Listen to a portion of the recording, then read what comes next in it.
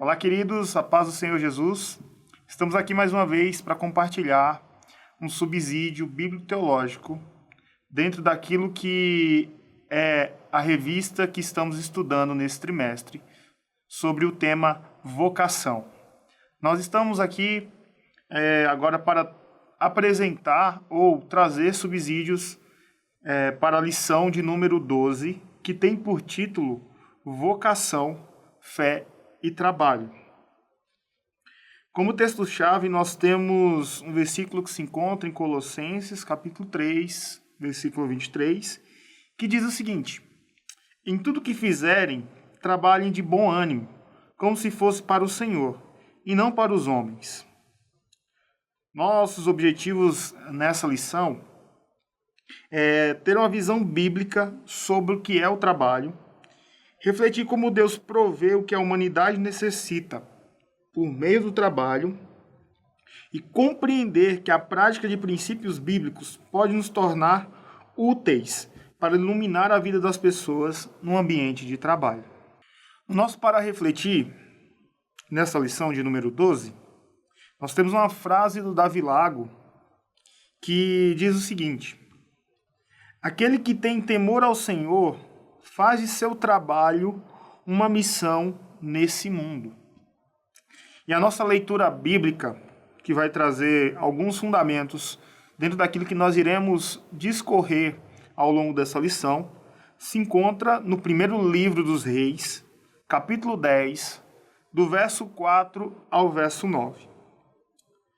Pois bem, já para que possamos ser introduzidos na nossa lição de número 12, nós queremos trazer uma realidade que muitas vezes é apenas um recorte sobre o que é vocação e muitas vezes abordado em nossa sociedade contemporânea, que é a respeito da vocação apenas no aspecto profissional. Nós estudamos até aqui que a vocação é um tema muito mais abrangente, que não se trata apenas daquilo que fazemos enquanto trabalho, mas ela abrange todas as esferas da vida, certo? Ela abrange a nossa identidade, ela abrange o nosso sacerdócio, ela abrange a nossa família, os nossos relacionamentos na igreja local, ela abrange relacionamentos que desenvolvemos dentro da nossa realidade. Ou seja, tem tudo a ver com as relações sociais que desenvolvemos todos os dias, em todas as esferas da vida humana. Mas, ainda que a vocação ela não se limite apenas a tratar sobre o âmbito profissional, ela também acaba abrangendo essa área tão importante, ou essa esfera tão importante das nossas vidas. E é sobre exatamente isso que iremos falar nesse momento, sobre a vocação no aspecto profissional, ou seja, sobre representar a Deus no contexto do nosso trabalho, no contexto da nossa profissão ou no contexto até mesmo da nossa ocupação. Partindo desse ponto, já no tópico 1, nós queremos apresentar, como bem sugere o título, um overview sobre o trabalho, ou seja, uma visão panorâmica. Aqui nesse tópico, a ideia aqui é apresentar para os nossos alunos, apresentar para os jovens, certo? Como funciona o pensamento, principalmente da nossa sociedade contemporânea, e algumas influências sobre esse pensamento, certo? E, em contrapartida, qual é o pensamento bíblico sobre trabalho? Você pode até usar, querido professor, alguns fundamentos que foram compartilhados na lição de número 2, quando trabalhamos principalmente fundamentos que foram estabelecidos por Deus na criação, e nesse caso na criação do ser humano, como imagem e semelhança de Deus.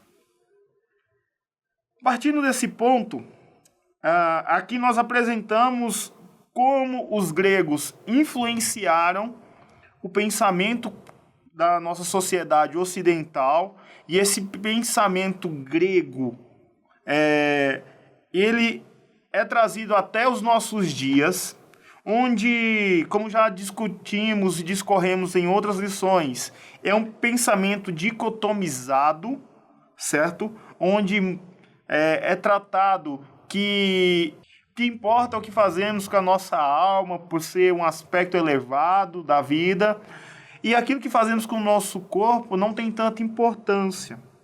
E esse pensamento, dentro do contexto da cultura grega, influenciava como eles enxergavam o trabalho. Para o grego, o trabalho era como um castigo dado pelos deuses, certo? Que servia até mesmo como instrumento de tortura. E que isso impedia que as pessoas exercessem atividades que eram consideradas mais elevadas, como a reflexão em questões filosóficas e políticas, por exemplo. Então, essa visão de que o trabalho é um castigo, né, não é uma visão bíblica, é uma visão que surge a partir de uma mentalidade caída, ou seja, uma mentalidade afetada pelo pecado, que faz enxergar o trabalho de maneira distorcida. Algo que reflete muito esse pensamento grego é o mito de Sísifo.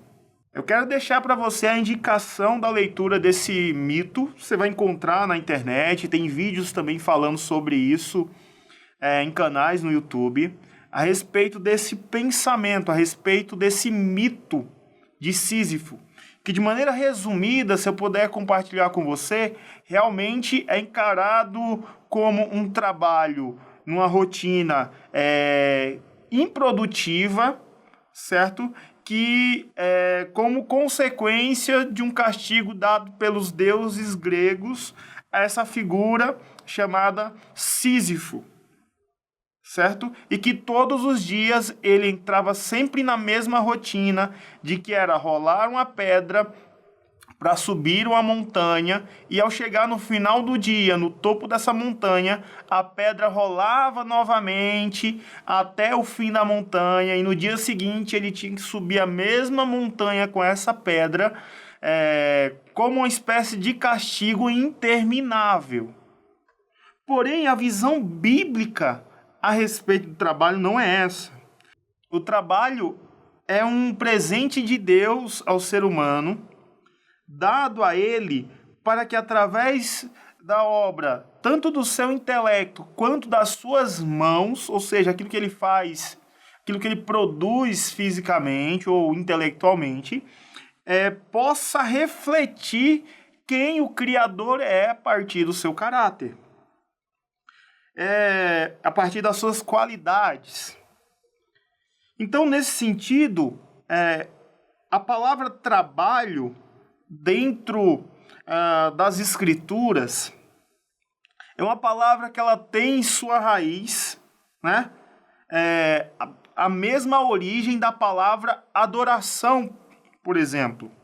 Então, para um judeu ortodoxo, quando se fala de trabalho, ele entende que aquilo que ele faz, quanto profissão, ocupação, ele faz também aquilo para glorificar a Deus, para que Deus se agrade dele, para que Deus seja reconhecido através do que ele produz. Ou seja, trabalhar também é adorar a Deus.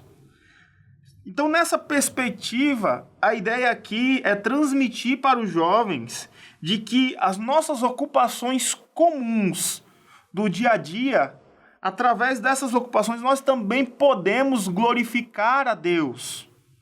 Como o próprio Martinho Lutero, quando perguntado certa vez por um sapateiro de como ele poderia glorificar a Deus, a resposta de Martinho Lutero para ele foi: faça o melhor sapato que você puder e venda ele com o preço mais justo que você puder, e dessa maneira você estará glorificando a Deus.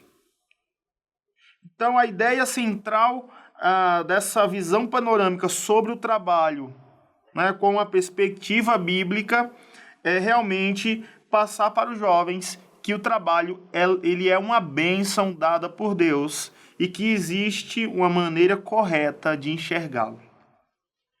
Já no tópico 2, a gente vai falar sobre o trabalho e a provisão. Existem teorias, estudos e pesquisas desenvolvidas, principalmente no último século, que vão abordar sobre a questão do propósito do trabalho e sobre também trabalhar com propósito. Ou seja, todos esses estudos, todas essas pesquisas e as teorias desenvolvidas, elas vão olhar para o campo da motivação humana, sobre como o ser humano pode ser impulsionado, motivado a realizar determinadas atividades, certo?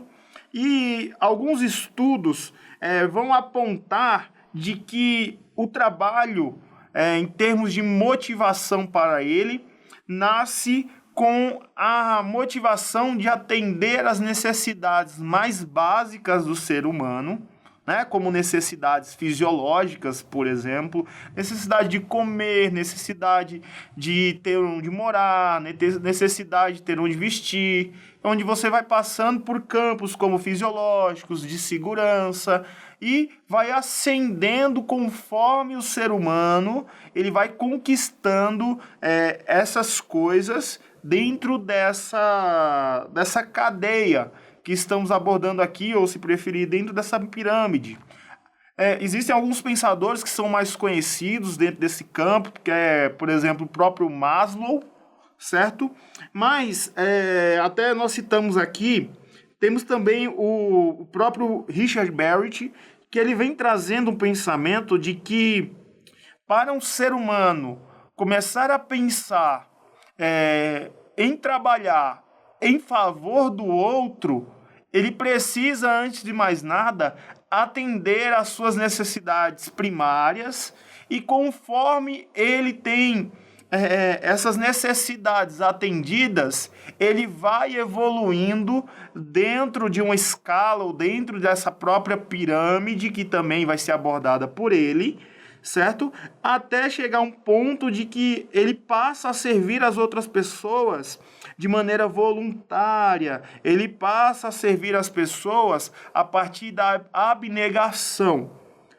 Esse pensamento, em termos de estudo, ele é útil para observar o comportamento da humanidade e entender suas motivações, certo? Porém, esse estudo ele não é fundamentalmente bíblico, porque, todavia, isso parte da observação das motivações do coração humano, que podem não estar alinhados com a vontade de Deus, já que o pecado afetou esses corações humanos, a qual estão sendo analisadas as suas motivações através dos comportamentos que são gerados. Então, partindo desse ponto, nós precisamos entender que a principal motivação para o trabalho deve ser o propósito de Deus para as nossas vidas, ou seja, aquilo que Deus deseja fazer em nós, ou seja, a transformação do nosso caráter, aquilo que Deus deseja fazer por nós, ou seja, no que Deus tem a intenção e a vontade de nos abençoar, e aquilo que Deus deseja fazer através de nós, ou seja, aquilo que Deus quer fazer para favorecer outras pessoas que nos cercam, outras pessoas que nos rodeiam.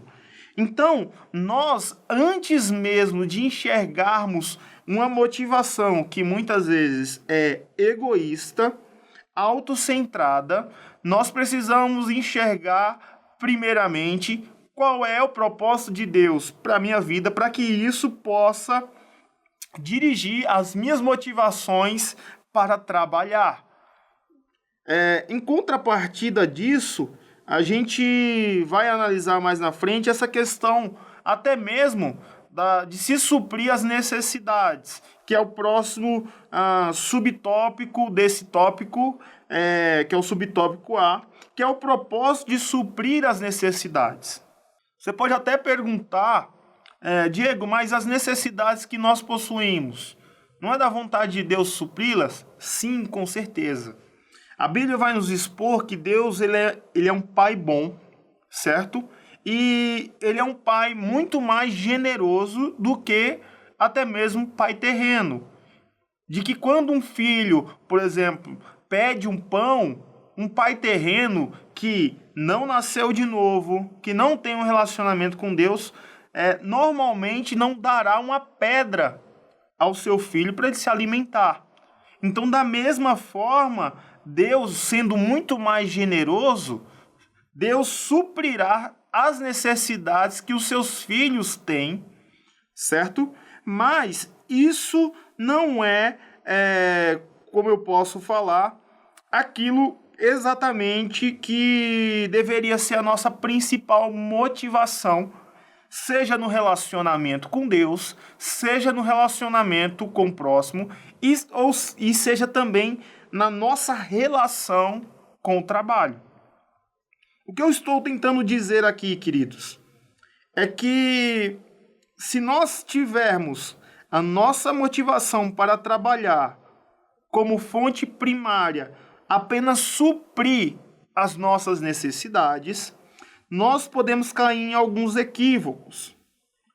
E aqui nós compartilhamos pelo menos dois equívocos que são muito presentes de maneira primária quando a principal motivação é suprir as necessidades. Aquilo que nós chamamos, por exemplo, do equívoco da arrogância, que normalmente, e isso é muito comum, principalmente a gente notar isso na nossa sociedade, de que as pessoas, elas normalmente acabam estufando o peito e dizendo, olha, tudo isso que eu possuo de bens materiais, seja uma casa, seja um carro, seja uma conta bancária com um certo valor monetário lá, tudo isso só pode ser proporcionado porque eu conquistei, porque eu fui capaz de conquistar, porque eu fui capaz de trabalhar e por conta disso eu sou merecedor. Eu não dependi de ninguém para isso, eu não dependi de ninguém para conquistar tudo que eu conquistei, é tudo mérito meu. E por que isso é um equívoco, queridos? Porque todas as vezes que nós abordamos aquilo que usufruímos como fruto do nosso trabalho, apenas um mérito nosso, nós esquecemos de quem está nos sustentando, de quem nos dá o fôlego de vida, de quem garante que nós venhamos a acordar pelas manhãs para poder trabalhar, quem nos dá saúde, quem nos dá força, quem nos dá inteligência, quem nos dá toda a capacidade para isso. E nesse caso, o Senhor. E todas as vezes que esquecemos do Senhor e da sua graça, do seu favor nesse processo, nós estamos declarando que somos autossuficientes. E isso, queridos, não é uma verdade. Como bem a Bíblia afirma, nós recebemos capacidade de Deus para fazer qualquer coisa na vida. Então, nesse sentido, não é porque eu trabalhei, não é porque eu me esforcei, não é porque eu dei duro no trabalho para conseguir algum bem material, que isso, em certo sentido, final, é mérito meu. Pelo contrário, tudo isso só foi possível porque por trás de mim, Deus estava me favorecendo de alguma maneira. Deus estava com a sua graça sobre a minha vida, me cuidando, me sustentando e fornecendo tudo aquilo que eu precisava para poder trabalhar e, consequentemente, conseguir atingir determinados objetivos que eu tinha na minha vida. Ok? Só para a gente expor esse equívoco e observar ele de maneira mais precisa, é só a gente ler, por exemplo, Mateus 6, verso 25, que é um texto em que o próprio Jesus vai falar para os seus discípulos, ali no Sermão do Monte, de que eles não deveriam ficar preocupados com aquilo que eles teriam para suprir as suas necessidades, não ficar preocupado com o que comer, não ficar preocupado com o que vestir, certo? Por quê? Porque todas as vezes que nós ficamos focados nisso, naquilo que é material, nós acabamos esquecendo daquilo que deveria ser prioritário nas nossas vidas, que é o reino de Deus. É tanto que, em contrapartida disso, o próprio Jesus diz aos seus discípulos, né, para que eles busquem primeiro o reino de Deus e a sua justiça. E estas coisas, quais coisas? O texto deixa claro, as coisas que são necessidades básicas, o que comer, o que vestir, pois o próprio Deus supriria essas necessidades. Todas estas coisas seriam acrescentadas. Ou seja, quando temos o foco no reino de Deus, inclusive trabalhando, certo? É o próprio Deus quem cuida de nós e faz a gente descansar nele. E faz a gente entender que tudo que nós estamos fazendo, trabalhando, negociando e inclusive conquistando em termos materiais, só é possível porque Deus está por trás de nós suprindo essas necessidades. No segundo equívoco, é o equívoco do arrasta para cima. É muito comum a gente ver nas nossas redes sociais coaches vendendo cursos com 6 passos, 7 passos para conseguir alavancar suas vendas de um determinado produto. 7 passos para conseguir fazer uma determinada renda em pouco tempo, por exemplo, em um mês, que normalmente você trabalhando não conseguiria isso, talvez em 5 anos, 10 anos, certo? Ou seja, eles se aproveitam das fraquezas e pecados das pessoas, como, por exemplo, ganância, avareza, trabalham em cima disso para vender um produto que faz promessas que, em seu contexto, não poderão ser cumpridas, certo? E para você ter acesso a esse curso, basta apenas você pagar um valor singelo. Qual é o equívoco aqui, irmãos? Que muitas vezes a geração de jovens dos nossos dias cai, certo? É o equívoco de achar que isso é a solução para a vida dele e de que existe uma fórmula mágica para ele conquistar, para ele conseguir o que ele conseguiria apenas trabalhando. Né? É uma ilusão. E ele acaba desmerecendo aquilo que Deus criou, que é bom, que é o trabalho, certo? E acaba abraçando um falso atalho para conquistar as coisas sem esforço. E dentro desse ponto aqui, é necessário trabalhar com jovens que o trabalho, sim, é uma bênção e que somente o trabalho pode proporcionar dignidade e os frutos que eles tanto almejam, certo? Não existem atalhos, não existem caminhos fáceis para prosperar dentro daquilo que Deus estabeleceu como resultado do próprio trabalho. Já no subtópico B, aqui nós trabalhamos, né, dentro do título, o trabalho em favor do próximo, né, apresentando que o próprio Deus, ele estabelece que o trabalho não seja algo que apenas supra as nossas necessidades, mas que o próprio trabalho é um método de Deus para suprir as necessidades de toda a humanidade. Ou seja, aquilo que eu produzo não é somente para mim, aquilo que eu produzo é para abençoar vidas que me cercam. Ou seja, o meu trabalho acaba produzindo algo, seja um produto, seja um serviço, que vai acabar se tornando provisão para a vida de outras pessoas.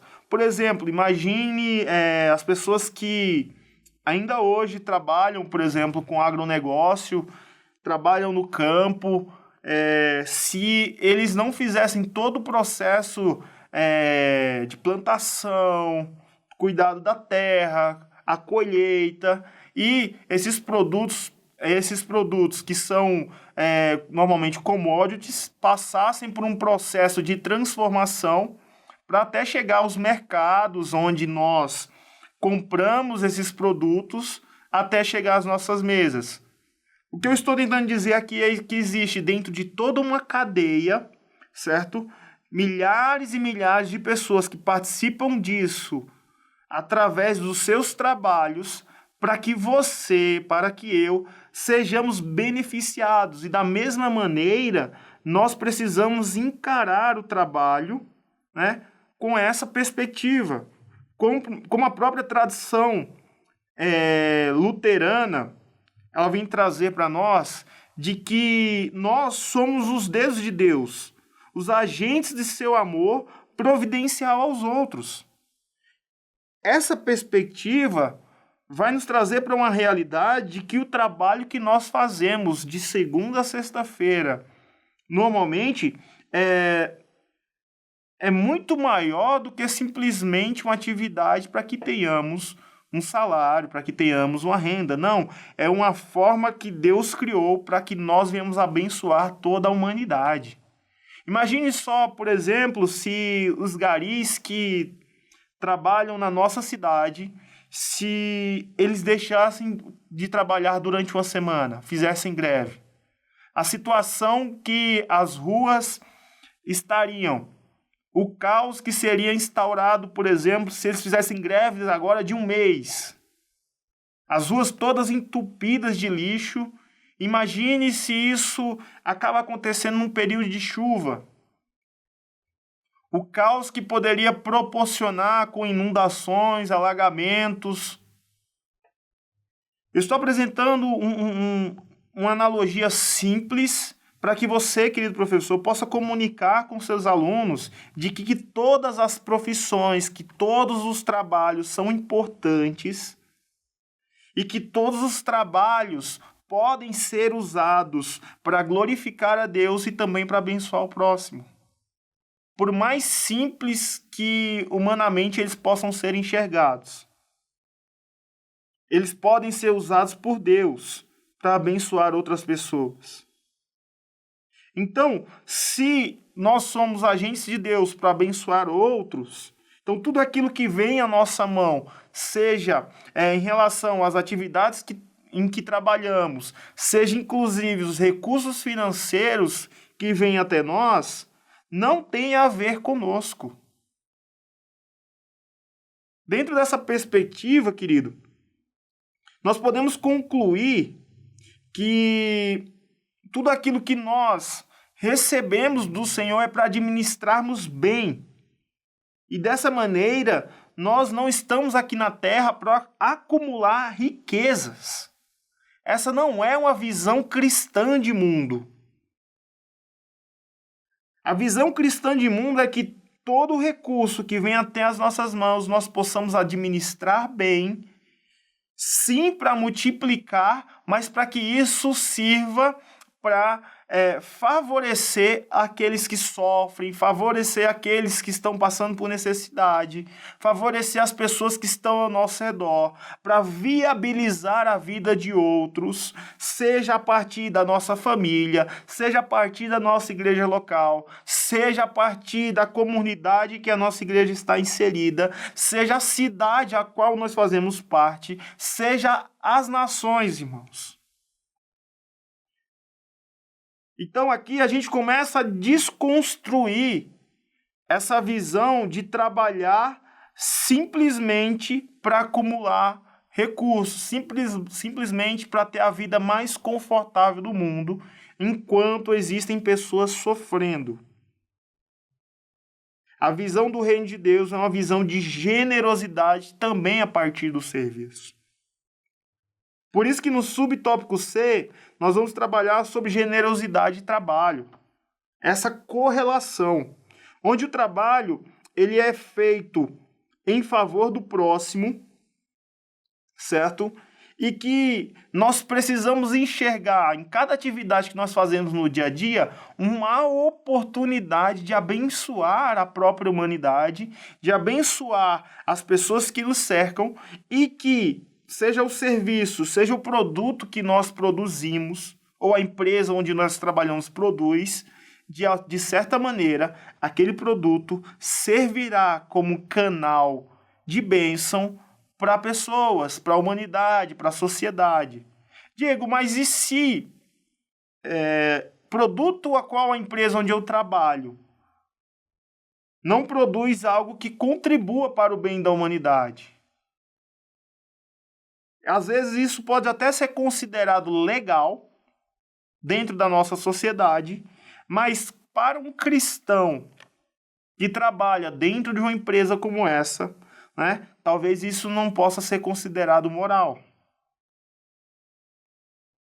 E a partir disso, o cristão precisa avaliar sob a ótica dos princípios do Evangelho se realmente ele está trabalhando naquela empresa, num determinado segmento, né, produzindo determinado serviço ou produto, se realmente aquilo dali está alinhado com o propósito de Deus para a sua vida, certo? Que passa por esse campo de abençoar outras pessoas.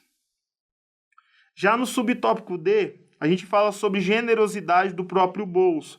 Ou seja, generosidade não é apenas usar os dons e talentos que nós temos, certo? As habilidades que desenvolvemos, a inteligência que temos, a força física que recebemos também, para abençoar a vida de outras pessoas.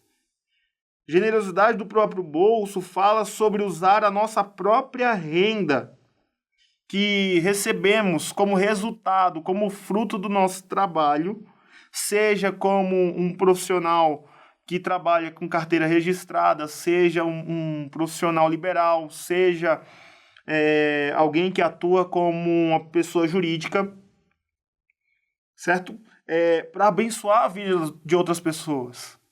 O recurso financeiro que nós recebemos não é nosso. Deus proporcionou isso e confiou a nós para que nós possamos administrar da melhor maneira possível.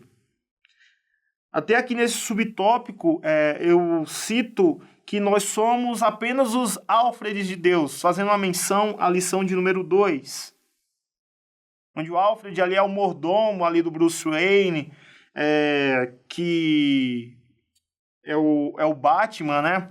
E o Alfred, ele simplesmente serve. Ele simplesmente administra tudo aquilo que lhe é confiado. Ele não faz o que bem entende com os recursos que vem à mão. A mesma coisa é a perspectiva cristã. É a visão de mundo cristã. Eu não posso simplesmente administrar o dinheiro que eu tenho como bem entendo. Porque se eu fizer isso, corre o risco de eu cair em desobediência àquilo que Deus estabeleceu como princípios na sua palavra. Então, dessa maneira, a Bíblia vai nos aconselhar, por exemplo, aqueles que, por exemplo, que viviam em práticas ilícitas para obter recurso financeiro ou bens materiais, por exemplo, roubando, a Bíblia vai aconselhar em Efésios 4, 28, que essas pessoas deixem de roubar, passem a trabalhar, mas não apenas isso, certo? Que elas passem também a ajudar aqueles que necessitam. Percebe a transformação? E ser generoso também passa por contribuir financeiramente com a igreja local. E às vezes a gente pode até argumentar, não, mas eu já devolvo o dízimo, mas eu já dou oferta na igreja local, certo? Tudo bem. Mas isso um fariseu dos tempos de Jesus ele já fazia.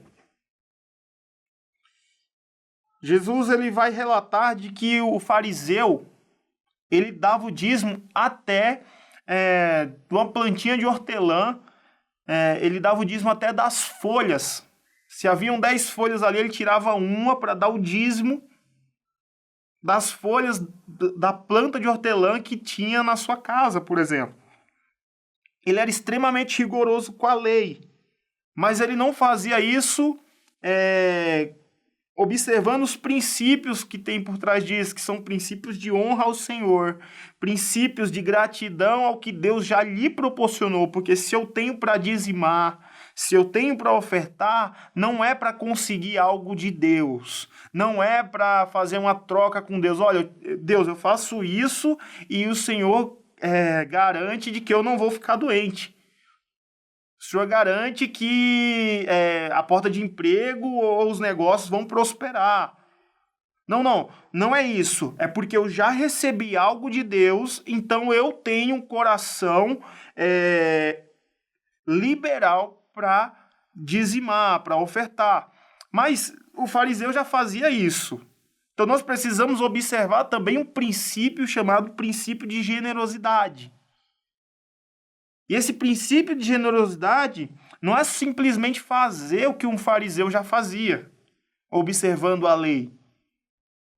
Não, é ter o entendimento de que Deus está proporcionando isso para que, por meio do meu trabalho, por meio do fruto do meu trabalho, que é essa renda, eu possa abençoar outras pessoas. É para que o evangelho também alcance outros a partir da igreja local, a partir do investimento que eu faço em missões, a partir do socorro que eu exerço a pessoas menos favorecidas na nossa sociedade, pessoas que muitas vezes estão sofrendo, certo? Então a renda que vem à minha mão não é simplesmente para que eu devolva o dízimo, não é simplesmente para que eu dê um valor de oferta mensal na igreja local. Não, é para que a gente exceda isso.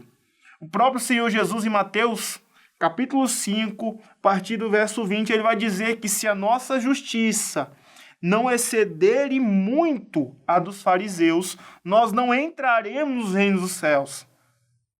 O que eu estou afirmando aqui, querido professor, que precisa ser trabalhado com a juventude, é sobre uma consciência do que Deus quer fazer através de nós. E não que eu dar um dízimo ou uma oferta que exceda aquilo que está estabelecido. Por Deus vai garantir que eu entre no reino dos céus, mas todo aquele que tem um coração generoso, porque está experimentando da graça do Senhor, acaba investindo no reino dos céus. Ele não tem o seu coração no dinheiro e faz simplesmente aquilo que a lei manda. Ele excede. Então, no reino de Deus, dízimo é o básico. No reino de Deus, oferta é o básico. Isso traz uma outra perspectiva sobre o que é ter uma consciência vocacional no reino de Deus. É sobre como representar a Deus também no campo das finanças. E fazer isso faz com que o próprio Senhor vá trabalhando no nosso coração e transformando um coração avarento, egoísta, autocentrado, um coração generoso, altruísta, doador. Certo, queridos? Já no tópico 3, a gente vai trabalhar o seguinte título: o trabalho de um cidadão do reino. E de maneira bem objetiva, aqui nós procuramos apresentar aquilo que é o texto da nossa leitura bíblica dessa lição, certo? Como um pano de fundo sobre como o trabalho de um servo de Deus, o trabalho de alguém que está no reino de Deus, pode impactar a vida daqueles que nos rodeiam, que não professam a mesma fé que nós.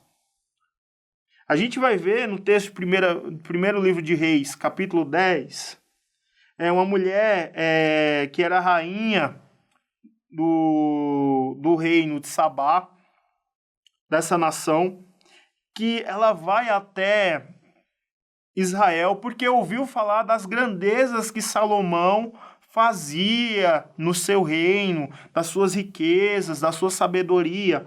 E chegando lá, ela começa a observar como as pessoas trabalham nas suas áreas de atividade, nas suas áreas de atuação.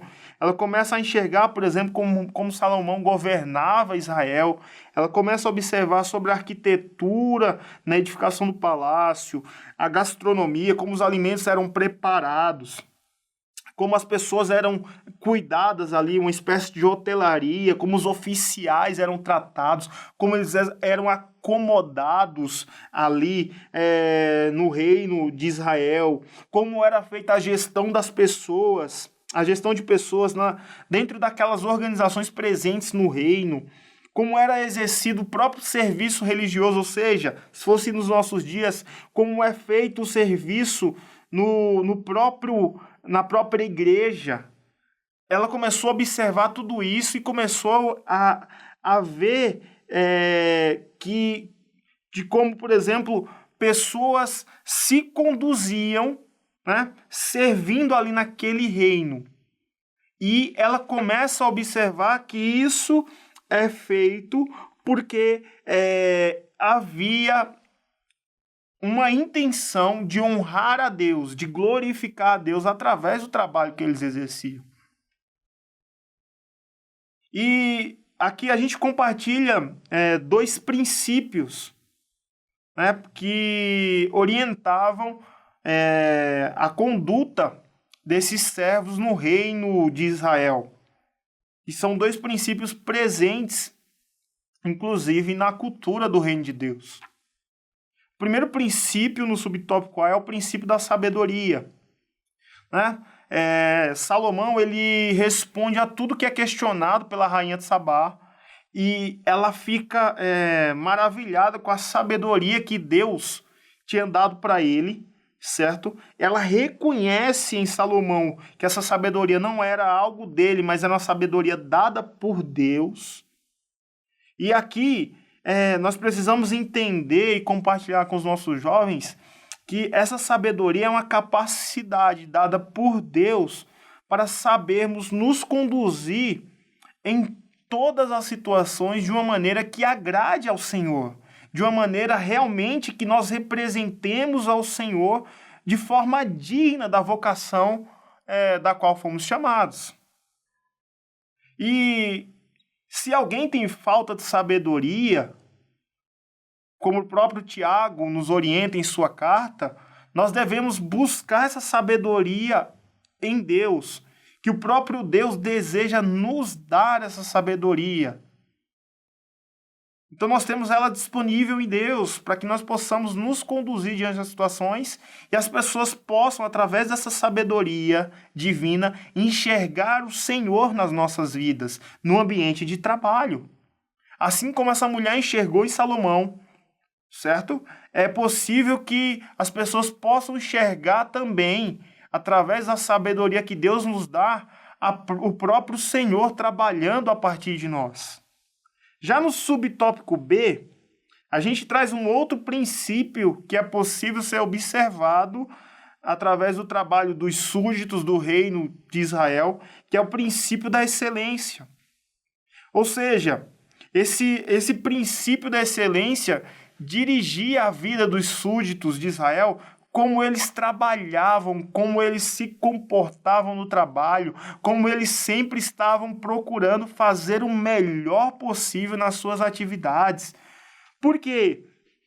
Porque aquilo dali honrava o Senhor e aquilo dali também honrava as pessoas que estavam ao seu redor, sempre procurando contribuir para aquele ecossistema que era o reino de Israel da melhor maneira possível, certo?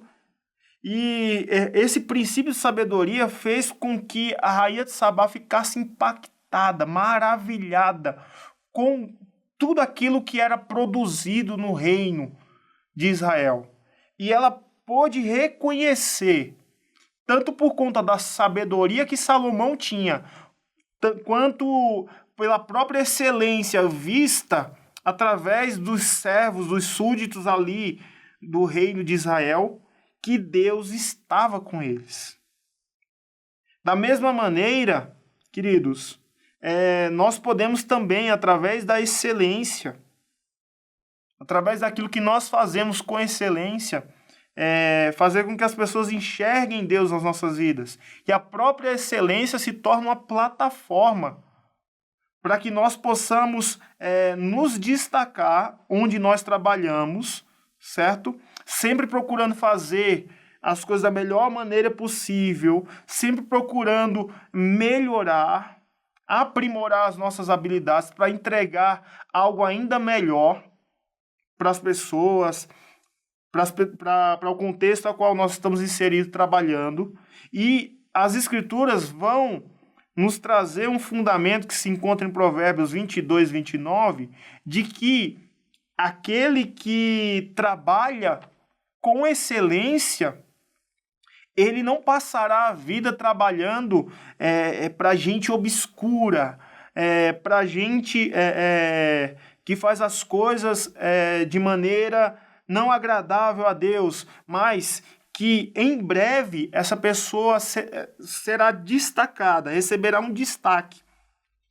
E logo estará servindo a reis, ou seja, logo ela estará servindo ou trabalhando num ambiente em que trará honra para ele. Então, isso aqui é importante trabalhar isso com a juventude, esse princípio da excelência.